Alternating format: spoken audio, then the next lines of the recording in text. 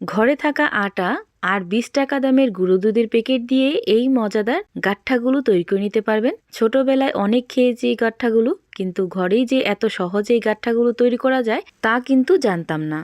এখন আপনারাও খুব সহজে এই গাঁঠাগুলো তৈরি করে নিতে পারবেন, একদম কটকটির মতো। আপনাদের অঞ্চলে এইগুলোর নাম কি অবশ্যই কমেন্ট করে জানাবেন। এখন কথা না বাড়িয়ে দেখে নেই আমি কিভাবে এই গাঁঠাগুলো তৈরি করলাম। প্রথমে কিছু প্রিপারেশন করে নিতে হবে। যেমন এই প্লেটে আমি হাফ চামচ পরিমাণ ঘি দিয়ে খুব ভালো করে একটু মেখে নিলাম। এখন এখানে দিয়ে দিব কিছু কুকি কাটার, আর এই কুকি কাটারও আমি হাতের সাহায্যে ঘি মাখিয়ে নিতেছি। আপনারা আপনাদের পছন্দ মতো যে কোনো বাদাম এখানে ব্যবহার করতে পারেন। বাদাম দেওয়ার পরে আমি কিছুটা এখানে দিয়ে দিব সাদা তিল, আর এই রকম কাঠবাদামটাকে আমি মাঝ বরাবর একটু কেটে নিছি, আর সাদা অংশটা আমি এইভাবে বসিয়ে দিলাম।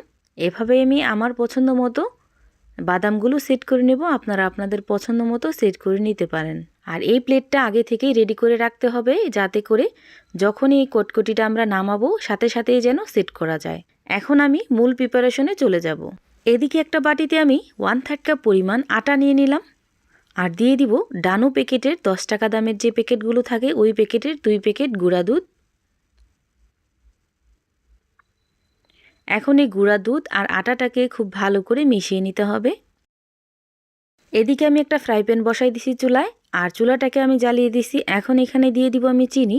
চিনির পরিমাণটা এখানে যতটুকু আপনারা আটা বা গুঁড়ো দুধ নিছেন ততটুকু মেপে এখানে চিনি ব্যবহার করবেন, মানে সমান সমান। এখন এই চিনিটাকে জাল করে ক্যারামেল করে নিতে হবে। চিনিটা যখন কিছুটা ক্যারামেল হয়ে যাবে ওই পর্যায়ে এখানে আমি দিয়ে দিব 2 চা চামচ পরিমাণ ঘি। আপনারা এখানে ঘিয়ের পরিবর্তে তেল দিয়েও কিন্তু করে নিতে পারেন, কিন্তু ঘি দিলে খুব ভালো একটা ফ্লেভার আসবে আর খেতেও ভালো লাগবে। এখন এই ঘিটাকে খুব ভালো করে মিশিয়ে নিতে হবে। ঘিটাকে আমি খুব ভালোভাবে মিশিয়ে নিয়েছি। এখন আমি চুলাটাকে অফ করে দেব। আর অবশ্যই এই অবস্থায় চুলাটাকে অফ করে দিতে হবে, না হয় চিনিটা কিন্তু বেশি পুড়ে যাবে। আর এই তো দেখতেই পাচ্ছেন এভাবে আমি চিনিটাকে কালার করে নিয়েছি, কোনোভাবেই যেন চিনিটা পুড়ে না যায়। পুড়ে গেলে কিন্তু গাঁঠাগুলো খেতে একদমই তিতো হয়ে যাবে।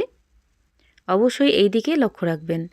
এখন আমি এই ক্যারামেলের সাথে আমি আগে থেকে মিক্স করে রাখা আটা আর গুঁড়া দুধটা দিয়ে দিব। চুলাটা বন্ধ অবস্থায় খুব ভালোভাবে মিশিয়ে নিতে হবে। যতটা সম্ভব এই গাঁঠার ডোটাকে হাত চালিয়ে ভালোভাবে মিশিয়ে নিতে হবে।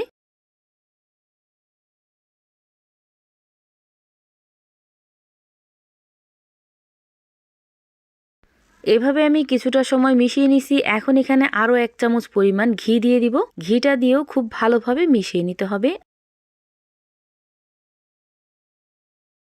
আর এই তো দেখতেই পাচ্ছেন খুব ভালোভাবে কিন্তু মেশানো হয়ে গেছে।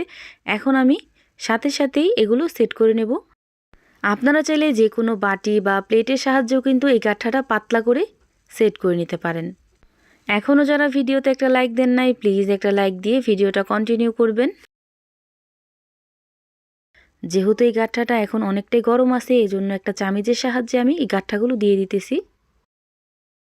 এই গাঁঠাগুলো তৈরি করার সাথে সাথেই কিন্তু সেট করতে হয়, না হয় কিন্তু একদম শক্ত হয়ে যায় কটকটির মতো। এই জন্য যথাসম্ভব চেষ্টা করবেন সাথে সাথেই এগুলো সেট করে নেওয়ার জন্য। এখন আমি কিছুটা ঠান্ডা হওয়ার জন্য রেখে দেব, আর বেশিক্ষণ সময় লাগবেও না, একদম পারফেক্টভাবে কিন্তু ঠান্ডা হয়ে যাবে। আর এই তো দেখতেই পাচ্ছেন একদম পারফেক্টলি ঠান্ডা হয়ে গেছে। এখন আমি মোল্ড আউট করে নেব। দেখতেই পেলেন কত অল্প সময়ে অল্প উপকরণে মজাদার এই গাঁঠাগুলো তৈরি করে নেওয়া যায়।